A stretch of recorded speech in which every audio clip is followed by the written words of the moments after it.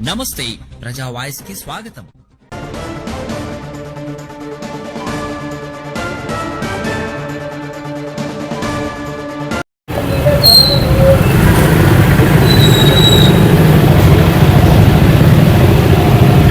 ఎరువుల black market మీద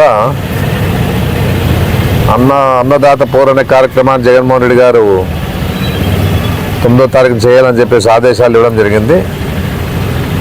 అందులో భాగంగానే ఈరోజు కూడా మనం పోస్టర్ రిలీజ్ చేశాం. ఎందుకంటే ఇంతమంది రైతులు కూడా ఇబ్బంది పడుతూ ఉంటే, ఎరువులు లేక బాధపడుతూ ఉంటే రాష్ట్రంలో చంద్రబాబు నాయుడు కనపడడంలే. ఏదున్నా ఎక్కడ కొలత లేదు. వీళ్ళంతా కూడా వైఎస్ఆర్సీపీ పార్టీకి సంబంధించిన వాళ్ళే అనవసరంగా రాద్ధాంతం చేస్తామని చెప్పేసి చెప్పడం జరుగుతూ ఉన్న పరిస్థితి కూడా మనం చూసాం. అంటే చంద్రబాబు నాయుడుకి కానీ ఆ పార్టీ నాయకులు కానీ ఇక్కడ కనపడదు. రోజు మన సాక్షి టీవీలో వస్తూనే ఉంటుంది ఎక్కడెక్కడైతే ఎరువులు కొలుతుంది, ఏ విధంగా కొట్లాడుకుంటా ఉన్నారు ఎరువుల కోసం అని చెప్పేసి వాళ్ళు కనపడడంలే. అంటే వాళ్ళు ఏబిఎన్, TV5, ఈనాడులో చెప్పిందే కరెక్ట్ అని చెప్పేసి మాట్లాడడం జరుగుతూ ఉన్న పరిస్థితి చూస్తాను. అంటే అంత ఇదిగా ఈరోజు ఈ ప్రభుత్వం ముందుకు పోతామని చెప్పేసి కూడా నేను చెప్పడం జరుగుతూ ఉంది. ఏదన్నా మామూలుగా ఎరువులు ఎప్పుడైతే సీజన్ వస్తుందో, ఎరువుల సీజన్ వస్తుంది, ముందుకు రాని అందరూ అడ్డం ఉండదు.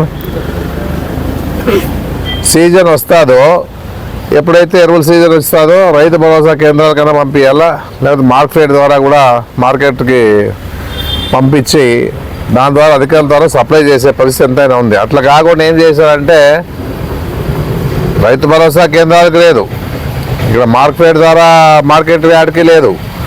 ఏదున్నా వాళ్ళంతా స్వార్థ రాజకీయాలు చేస్తూ ప్రైవేట్ పరంగా ప్రైవేట్ వ్యక్తులకి ఎరువులు ఇవ్వడం జరిగిందని చెప్పేసి కూడా మనం చూస్తూ ఉన్నాం. దాని ద్వారా ఏమవుతా ఉంది, పక్కదావ పడుతూ ఉంది. అసలైన రైతులకి యూరియా అందుకోకుండా, ఎరువులు అందుకోకుండా బ్లాక్ మార్కెట్గా వచ్చి, అంటే అంత కఠినంగా ఉంది ఎరువులు పరిస్థితి అని చెప్పేసి చేస్తూ దాన్ని బ్లాక్లో అమ్మేదానికి ప్రయత్నం చేస్తూ ఉన్నారు. ఒక బస్తాపై 200, 150 వరకు పెంచి అమ్ముకునే పరిస్థితి వస్తూ ఉంది. దాదాపుగా 300-400 కోట్లు దీని మీదే సంపాదించడానికి ఒక అవకాశం ఉందని చెప్పేసి కూడా చెప్పడం జరుగుతూ ఉంది. ఇదంతా కూడా ఎవరికి వస్తుంది? నాయకులకి, వీళ్ళు అంతా కూడా పంచుకోవడానికి ఈ కార్యక్రమాన్ని చేస్తూ ఉన్నందుకు నేను తెలియజేస్తూ ఉన్నాను. ముఖ్యంగా ఇదే కాకుండా రైతుల పరంగా మాట్లాడితే రైతులకి ఇన్పుట్ సబ్సిడీ కూడా ఇప్పుడు పంట అధికంగా వర్షాలు ఇచ్చాం, కానీ దాని పరిస్థితుల్లో ఈరోజు పంట సర్వే చేసి ఇన్పుట్ సబ్సిడీ ద్వారా వాళ్ళకి సాయం అందించేది ఒకటి.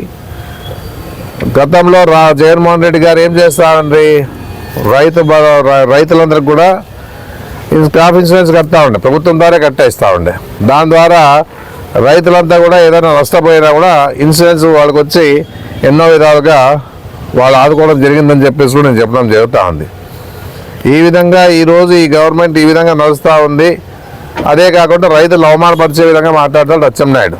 ఎందుకంటే బఫే సిస్టమ్ అంటే రైతు ఎరువులు దొరుకుతూ ఉన్నాయి, అందరికీ ఉన్నాయి, మళ్ళా ఎందుకు మీరు ఇబ్బంది పడతామనే విషయం చెప్పేదానికి బఫే సిస్టమ్, అంటే అందరికి అన్నం ఉంది, అన్నం తింటారు అందరు కూడా అన్నట్లుగా బఫేతో పోల్చి రైతులు అవమానపరిచే విధంగా చేస్తూ ఉండే పరిస్థితి కూడా ఉంది. ఏదన్నా ఈ విధంగా ఈరోజు ఇప్పుడు గమనించాలా. ఇప్పుడు గతంలో కూడా చంద్రబాబు నాయుడు ఏం మాట్లాడినాడు అందరికీ తెలుసు, అది వ్యవసాయమే దండగంట ఆయనకి. మళ్ళీ ఈరోజు ఆ పరిస్థితి తీసుకొచ్చే పరిస్థితి చంద్రబాబు నాయుడు చేస్తూ ఉన్నాడు. రాష్ట్రంలో రైతులకు ఏ విధంగా కూడా సరైన వాళ్ళకి ఎరువులు అందుకోకుండా, విత్తన సరఫరా లేకుండా, రైతు భరోసా కేంద్రాలను కూడా వాడుకోకుండా వాళ్ళు ఇష్టారాజ్యంగా వ్యవహరిస్తూ రైతులకు నష్టపోయే విధంగా చేస్తూ ఉన్నారు. ఏదున్నా రైతు అంటేనే చంద్రబాబు నాయుడు గిట్టదు. మళ్ళా రాజశేఖర రెడ్డి గారు వచ్చి రైతులు పండగ మాదిరి జరిపే విధంగా చేసిన పరిస్థితి కూడా ఉంది. మళ్ళీ జగన్మోహన్ రెడ్డి షా కూడా అన్ని విధాలుగా సహకారం అందించాడు. గతంలో రాజశేఖర రెడ్డి రైతు రుణమాఫీ చేశాడు, దాంతోపాటు ఉచితంగా కరెంట్ ఇచ్చాడు. ఆ పరిస్థితుల్లో రైతులకు ఏదో రకంగా అన్ని విధాలుగా అండగా నిలబడిన పరిస్థితి రాజశేఖర రెడ్డి గారు అయితే జగన్మోహన్ రెడ్డి గారు ముందుకేసి రైతు భరోసా కేంద్రాలు ఏర్పాటు చేసి ఎలాంటి సమస్య 5 ఏళ్లలో ఎక్కడ కూడా ఎరువుల సమస్య కానీ విత్తనాల సమస్య కానీ రైతులు రాలేని పరిస్థితి అని చెప్పేసి కూడా మనందరికీ తెలుసు. మళ్ళీ ఈరోజు ఈ పరిస్థితి ఎందుకు వస్తా అనేది కూడా చంద్రబాబు నాయుడు ఆలోచించాల. వాళ్ళు ఇష్టానుసారంగా హామీలు ఇచ్చేది అధికారులకు వస్తేనే మర్చిపోయేది. ఆ పరిస్థితుల్లో గతంలో నుంచి జరుగుతూ ఉంది. అయినా ప్రజలు నమ్ముతారు చంద్రబాబు నాయుడు. ఆ హామీలు ఇస్తారో లేదో అని ఆలోచించకుండా ఏది ఇచ్చినా కూడా జగన్మోహన్ రెడ్డి ఇచ్చిండే కార్యక్రమాల కంటే ఎక్కువ ఇచ్చే పరిస్థితి లేదు. ఎందుకంటే ఇప్పుడు 5 ఏళ్ల పరిపాలనలో ఆయన చూసాం, ఎక్కడ కూడా ఎప్పుడు కూడా ఇచ్చిన మాట నిలబెట్టుకోవడానికి ప్రయత్నం చేశారు. కరోనా వచ్చినా కూడా ఆయన అన్ని విధాలుగా ఆ రోజుల్లో రైతులకు కానీ ఇచ్చిన హామీలు కానీ నెరవేర్చుకుంటూ వచ్చాడు. మళ్ళీ చంద్రబాబు నాయుడు సూపర్ 6 ఇచ్చి అప్పుడు ఇచ్చేసాను అయిపోయింది అనే పరిస్థితి, అంటే మభ్య పెట్టే పరిస్థితి మాత్రం బాగా చేస్తూ ఉన్నారు. అంటే వాళ్ళు చెప్పిందే నమ్మాలి, మనం వేరే విషయం మాట్లాడరాదు.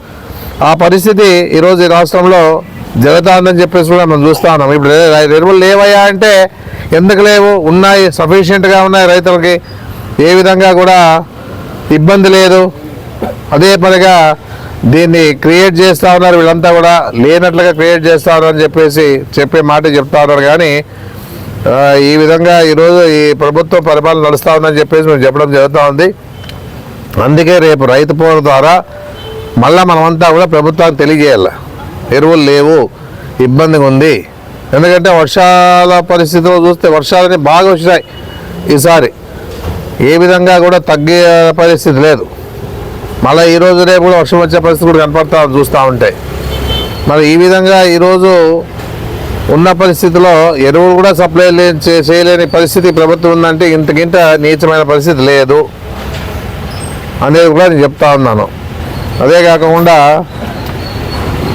రైతులు కూడా పెద్ద ఎత్తున రావాలి. రేపు 9వ తారీఖున రైతు పోరుకి పెద్ద ఎత్తున 3 తాలూకాలు కాబట్టి ఆదోని, ఎమ్మిగినూరు, మంత్రాలయం ఈ 3 నియోజకవర్గాల నుంచి కూడా బాగా పెద్ద ఎత్తున వచ్చి నిరసన తెలియజేస్తూ ప్రభుత్వానికి తెలియజేసే విధంగా కూడా మనం పోరాటాలు చేయాలని చెప్పేసి, ఎందుకంటే ఇప్పటి నుంచి పోరాటాలే ఉంటాయి మనకంతా కూడా. ఈ ప్రభుత్వం ద్వారా ఏదున్నా కూడా మనమంతా కూడా కలిసికట్టుగా ఐక్యతతో ఈ 3 ఏళ్ళు భరించాల్సి ఉంది, మనం తప్పదు. ఇది ఏదున్నా కూడా ఈ పరిస్థితుల్లో మనమంతా కూడా ఐక్యతతో ఉంటూ రైతుల సోదరులంతా కూడా విజయవంతంగా ఈ పోరుబాటులో పాల్గొని విజయవంతం చేయాలని చెప్పేసి నేను కోరుకోవడం జరుగుతూ ఉంది. చాలా సంతోషము.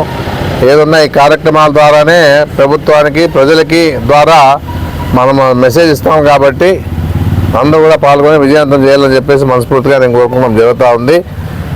ఏదన్నా అవమానపరంగా మాట్లాడే పరిస్థితులు వదులుకోండి, రైతులకి గిట్టుబాటు ధర కూడా కల్పించాలి. ఎసుడు గిట్టుబాటు ధర లేదు. చూస్తా ఉన్నాం రాష్ట్రంలో ఉల్లిగడ్డలు కానీ, చిన్న చెట్లు కానీ, మామిడి పండ్ల ధరలు కానీ, మినుములుగా అన్నీ ఏ రకంగా చూస్తే కూడా ధరలే లేవు వాళ్ళకి.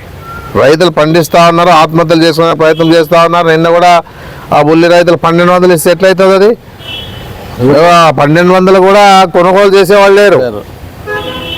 మళ్ళీ రోజు ఉల్లిగడ్డ తింటారు అందరూ కూడా. మళ్ళీ ఆ పరిస్థితి ఇంత నీచంగమైన రేట్లు ఉన్నాయంటే వాళ్ళు ఏ విధంగా ఖర్చు పెట్టుకున్న వాళ్ళు, రైతులు ఏ విధంగా సంసారం నడపాలా, అప్పులు ఎట్లా కట్టాలా? దాదాపుగా 2,500,000 రైతులకి గిట్టుబాటు ధర ఇచ్చేట్లు ప్రయత్నం చేయాలని చెప్పేసి కోరుతా ఉన్నాం, డిమాండ్ చేస్తూ ఉన్నాం కూడా. చాలా విపరీతమైన రేట్లు తగ్గిపోయినాయి రైతులకంతా కూడా. ఏ విషయంలో కూడా రైతులకి గిట్టుబాటు ధర లేక ఆత్మహత్యలు చేసుకునే పరిస్థితి. ఆత్మహత్య కూడా చేసుకున్నారు కర్నూలులో. అందుకే దయచేసి ఈ ప్రభుత్వానికి అందరు కలిసికట్టుగా ఇలాంటి ఆత్మహత్యలు చేరుకోకుండా ఉండాలంటే మనం ఐక్యతతో పోరాటం చేసి మనము ప్రభుత్వానికి తెలియజేయాలని చెప్పేసి కూడా మనస్ఫూర్తిగా కోరుతా ఉన్నాం.